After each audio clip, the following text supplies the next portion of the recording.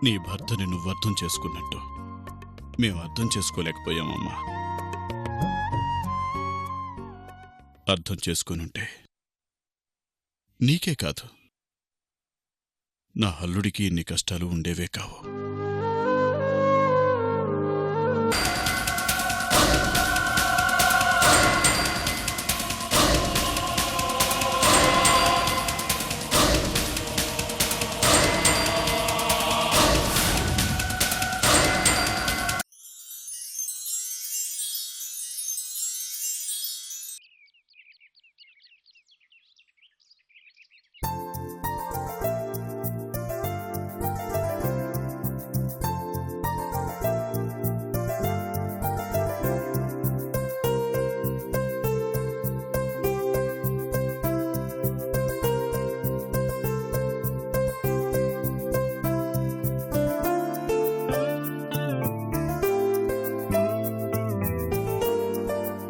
నాన్న, కాఫీ.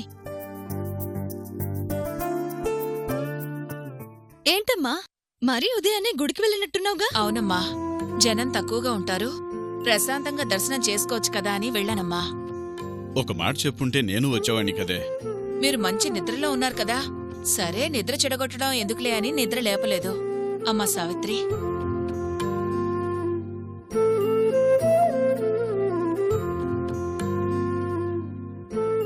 ఈ రోజు నుంచి మీకు మంచి జరగాలని, మీ ఇద్దరి మధ్య ఇక ఎలాంటి ఎడబాటు ఉండకూడదని గుళ్ళో అర్చన చేయించానమ్మా. ఆయన పేరుతో అర్చన చేయించావమ్మా? చేయించానమ్మా. అల్లుడుగారు విడుదలే బయటకొస్తున్నారు. ఇక నుంచి ఎలాంటి ఇబ్బందులు లేకుండా మీ ఇద్దరూ సంతోషంగా ఉండాలని అర్చన చేయించాను. పోనీలేవే, మంచి పని చేశావు. చాలా రోజుల తర్వాత ఈ ఇంట్లో శుభం జరగబోతుంది. ఇప్పట్లో బయటికి రాడనుకున్న అల్లుడిగారు జైలు నుంచి రాబోతున్నారు. అందుకే వెళ్తూ వెళ్తూ గుడికి వెళ్దామనుకున్నాను. తీరా బయలుదేరాక వెళ్లే టైం ఉంటుందో లేదోనని ఉదయాన్నే వెళ్ళొచ్చేశానండి. అది నిజమేలే, అల్లుడొస్తున్నాడన్న ఆనందంలో రాత్రంతా నిద్ర కూడా సరిగా పట్టలేదు. ఎవరికి మాత్రం పట్టింది కాబట్టి. సావిత్రి కూడా సరిగ్గా నిద్రపోయినట్లేదు. అల్లుడొస్తున్నాడని మనకే ఇంత ఆనందంగా ఉంటే కట్టుకున్న భర్తే తనకెంత ఆనందంగా ఉంటుంది? అయినా ఒకరోజా 2 రోజుల నెలల తరబడి అల్లుడి కోసం ఎదురుచూసింది. ఈ రోజు కోసం ప్రతిరోజు కష్టపడింది. అలాంటిది అమ్మాయికి ఎంత సంతోషంగా ఉండాలే.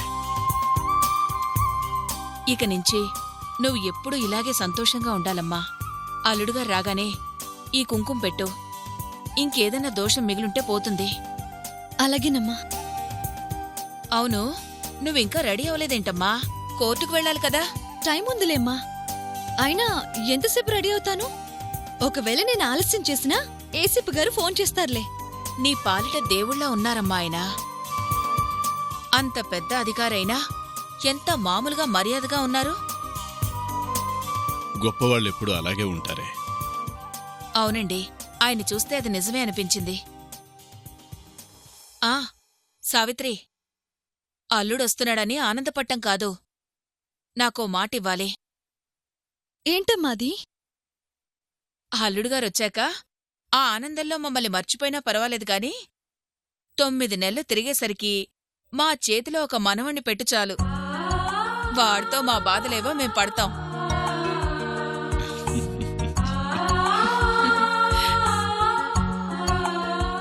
అబ్బా, ఏంటమ్మా నువ్వు? తప్పేమన్నానే? మనవడితో ఆడుకోవాలని మాకు మాత్రం ఉండదా ఏంటి?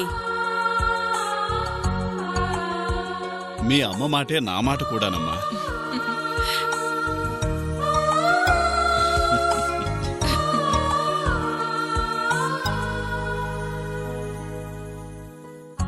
అరే,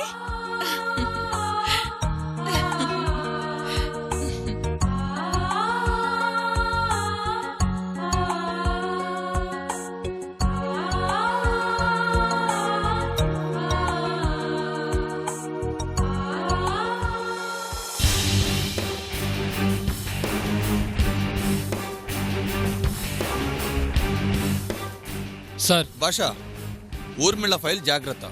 2 వెహికల్స్ రెడీగా ఉంచండి. డ్రైవర్స్కి చెప్పి 1కి 2 సార్లు చెక్ చేసుకోమని చెప్పు. 10:30 కంటే 10కే బయలుదేరాలి.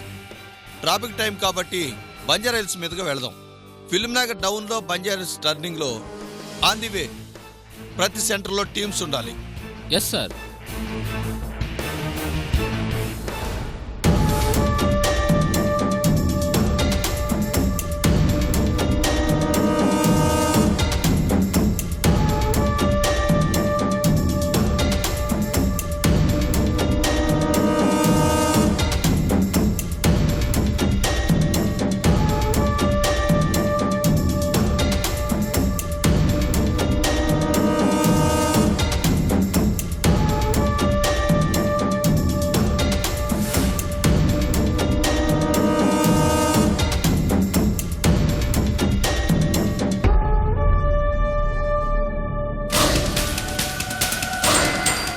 కోర్టుకు తీసుకెళ్తారా?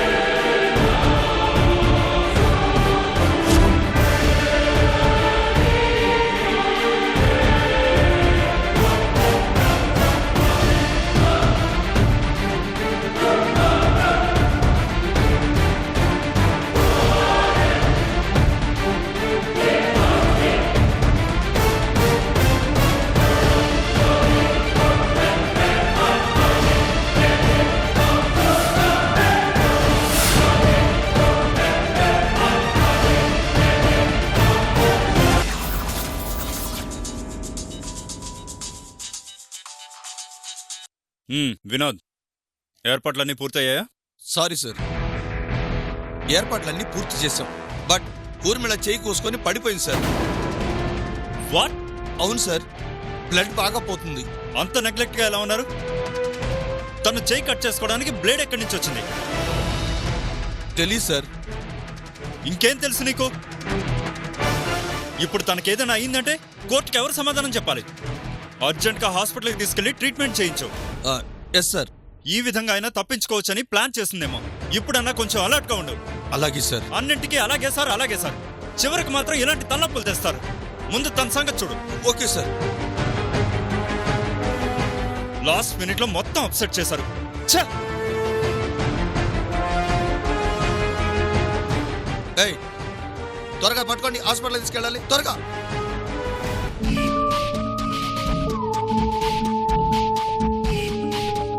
రేయ్, ప్లాన్ వర్కౌట్ అయిపోయిందిరా. మేడం గారిని హడావిడిగా హాస్పిటల్కి తీసుకెళ్లారు. అవునా? నిజమా? మేడం చాలా ఫాస్ట్ గా ఉన్నట్టున్నారుగా. బ్లేడ్ వెళ్ళడం, కోసుకోవడం, హాస్పిటల్కి వెళ్ళడం అంతా అయిపోయిందా? మేడం గారు చాలా కసిగా ఉన్నారా. ఎప్పుడు సెల్లోంచి బయటికి వస్తానా అని ఎదురు చూస్తున్నారు. సరే, నెక్స్ట్ ఏంటో చెప్పు. నెక్స్ట్ ఏం లేదురా, హాస్పిటల్ నుంచి మేడం గారిని తప్పించాలి. ఓహో, సర్లే. రాత్రి కదా, మేడం గారు ఏం చేయాలో మేడం గారు చేశారు. మనం ఏం చేయాలో మనం చేద్దాం. మనం జాగ్రత్తగా ఉండాలిరా. ఆ ఏసీపీ మేడం గారి విషయంలో సీరియస్ గా ఉన్నాడు కాబట్టి సెక్యూరిటీ గట్టిగా ఉంటుంది. రాయ్, ఎవరు అడ్డం రాని ఇంటికి వెళ్ళి మనిషిని తెస్తే మజా ఏముంటుందిరా? బాబాయిల్ని తప్పించి మేడం గారిని బయటకు తీసుకొస్తే అప్పుడు కదరా మజా. ఎవడడ్డొచ్చినా సరే ఈ రోజు మేడం గారిని బయటకు తీసుకురావడం ఖాయం.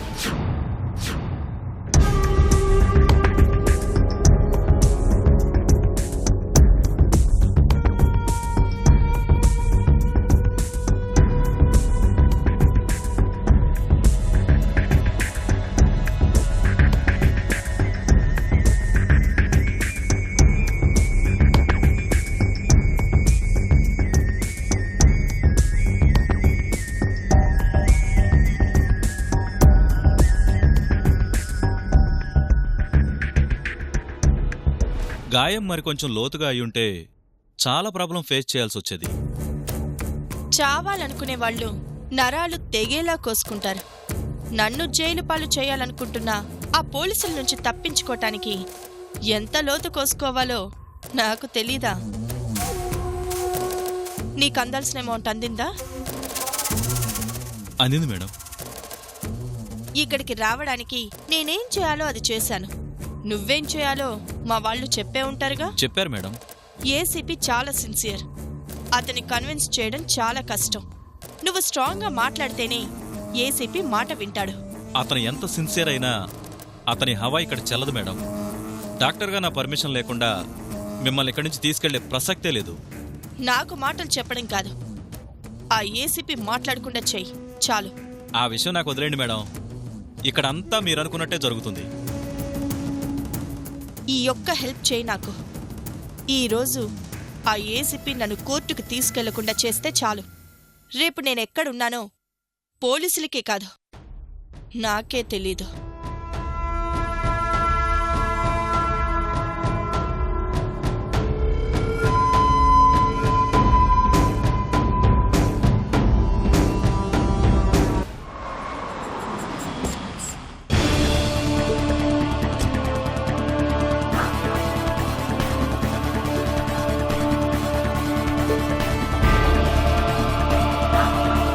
Good morning sir. పొజిషన్ ఏంటి? ట్రీట్మెంట్ జరుగుతుంది సార్. జస్ట్ హ్యాండ్ కట్ అయింది అంతేగా? అవును సార్. ట్రీట్మెంట్ అవగానే కోర్టుకు తీసుకెళ్ళాలి. టైం అవుతుంది, ఆ ఏర్పాట్లు చూడండి. అలాగే sir. Gopi sir.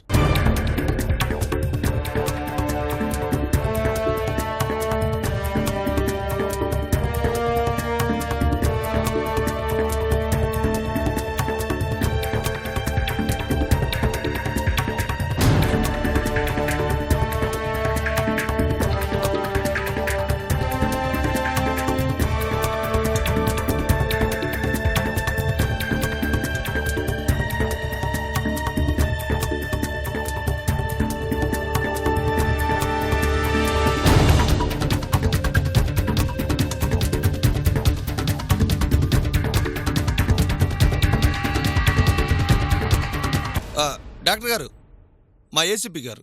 Hi sir. Hello. Hello. Treatment అయిపోయిందా? అయిపోయింది. ఓకే దెన్ ఊర్మిళని తీసుకుని బయలుదేరండి. Okay sir.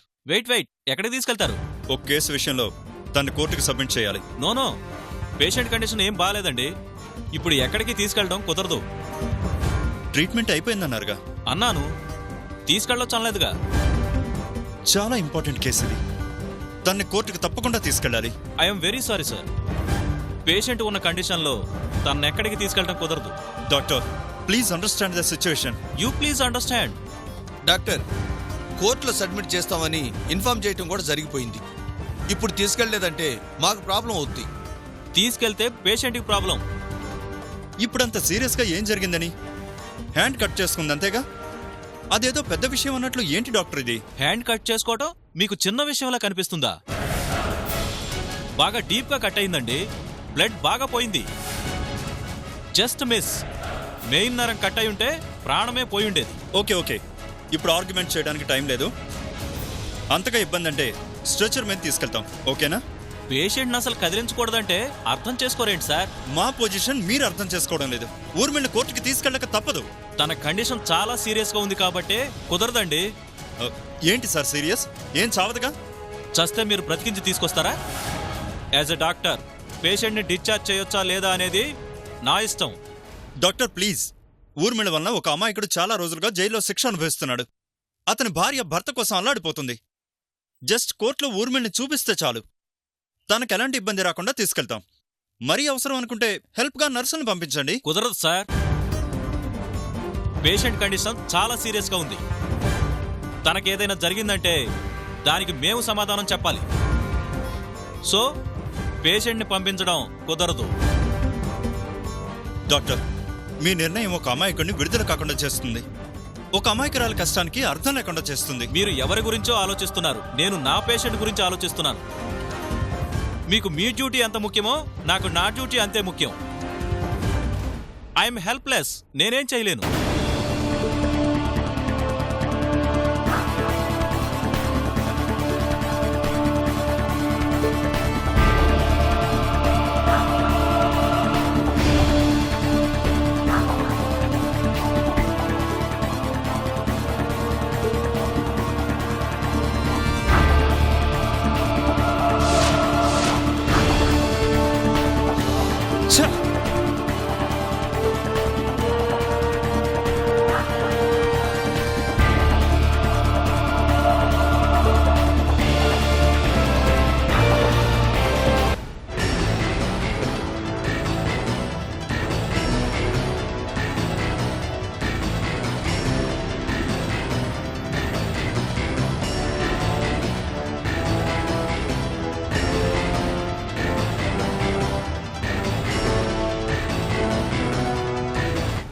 ఏసీపీ ఉన్నాడా వెళ్ళిపోయాడా? వెళ్ళిపోయాడు మేడం. అంత సులభంగా వెళ్ళడే. మీరన్నట్లు అతను చాలా సిన్సియర్ అనుకుంటా మేడం. ఎక్కువ రూల్స్ మాట్లాడేస్తున్నాడు. చాలా సిన్సియర్. ఎవరిదో ప్రాణం కాపాడటానికి కూతురి ప్రాణం కూడా లెక్క చేయనంత సిన్సియర్. అలాంటి సిన్సియారిటీ అతనికి కూడా పనికిరాదు మేడం. అది అతనికి అర్థం కావడం లేదు. లేదంటే ఈ పాటికి అతనికి అతని నిజాయితీకి రేటు కట్టి సావిత్రి అనేదాన్ని అడ్రస్ లేకుండా చేసేదాన్ని. సావిత్రి అంటే నా పగ, నాకు నా ప్రేమకు శత్రువు. దాని గురించి చెప్పాలంటే చాలా చెప్పాలి. అది మీకు ఉపయోగపడే స్టోరీ కాదు. అది వదిలేయండి. ఆ ఏసీపీ పై వాళ్ళ పర్మిషన్ తీసుకొని మళ్ళీ వచ్చే అవకాశం ఉందా? పేషెంట్ కండిషన్ సీరియస్ అంటే ఎవరు పర్మిషన్ ఇచ్చినా చెల్లదు మేడం. డాక్టర్గా నేను తీసుకెళ్లొచ్చు అని మీ డే షీట్ మీద సంతకం చేస్తే గానీ మిమ్మల్ని ఇక్కడి నుంచి ఎవ్వరూ కదిలించలేరు. అంటే ఈ రోజుకి నాకు ప్రాబ్లం లేనట్టేగా? లేనట్లే మేడం. పాపం ఆ ఏసీపీ చాలాసేపు వాదించాడు. ఎవరికో అన్యాయంగా శిక్ష పడిందని తనను విడుదల చేయాలంటూ ఏదేదో చెప్పేశాడు. కుదరదని నేను చాలా స్ట్రాంగ్గా చెప్పా. కనీసం స్ట్రెచ్చర్ మీద తీసుకెళ్ళడానికి పర్మిషన్ ఇమ్మన్నాడు. పేషెంట్ అసలు కదిలించే కండిషన్లో లేదని, కాదని ఫోర్స్గా తీసుకెళ్ళడానికి ట్రై చేస్తే తర్వాత ఏం జరిగినా ప్రాబ్లం మీరే ఫేస్ చేయాల్సి వస్తుందని చెప్పాను మేడం. ఇంకేం మాట్లాడలేక కామ్గా వెళ్ళిపోయాడు. ఓ గుడ్. ఊహించిన దానికన్నా ఎక్కువ హెల్ప్ చేశారు. నీతికి విశ్వాసం ఉండదు గాని అవినీతికి విశ్వాసం ఎక్కువే మేడం. అందుకే ప్రపంచంలో నీతి కన్నా అవినీతి ఎక్కువగా కనిపిస్తుంది మేడం. Good quotation. మీరు ఎన్ని రోజులు కావాలంటే అన్ని రోజులు ఇక్కడ ఉండొచ్చు మేడం. ఏసీపీని నేను మేనేజ్ చేస్తాను. వాళ్ళ కళ్ళకి కనిపిస్తూ ఇక్కడ కాదు, ఎక్కడున్న ప్రమాదమే. సో ఈ ఒక్కరోజు చేసిన హెల్ప్ చాలు. ఒకసారి మీ ఫోన్ ఇవ్వండి. Thank you.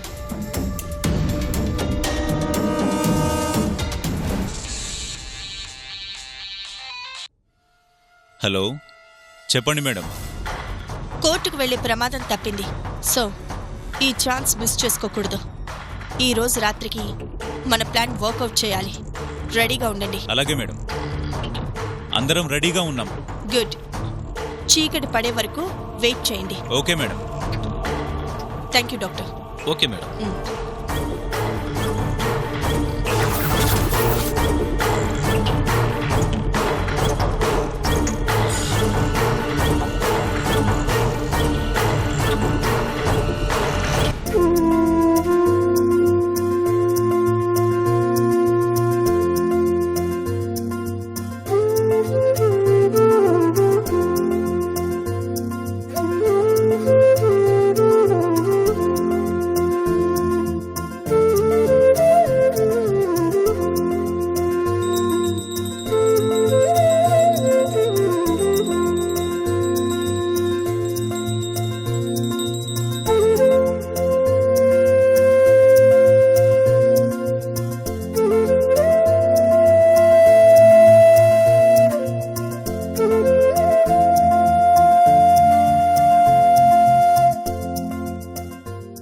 అమ్మా సావిత్రి, దేవుడికి దండం పెట్టుకుని బయలుదేరండి.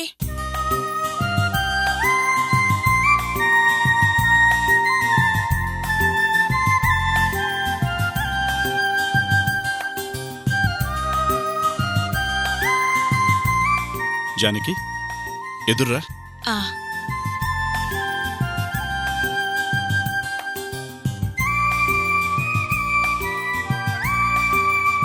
మీ అమ్మ ఎదురొస్తే ఆ పనికి తిరిగే ఉండదమ్మా. అందుకే ఎప్పుడూ నేను బయటికి వెళ్ళేటప్పుడు మీ అమ్మని ఎదురు రమ్మంటాను. ఏమండి, కోర్టుకి టైం అవుతోందండి, రండి. నాన్న వెళ్దామా? పదమ్మా.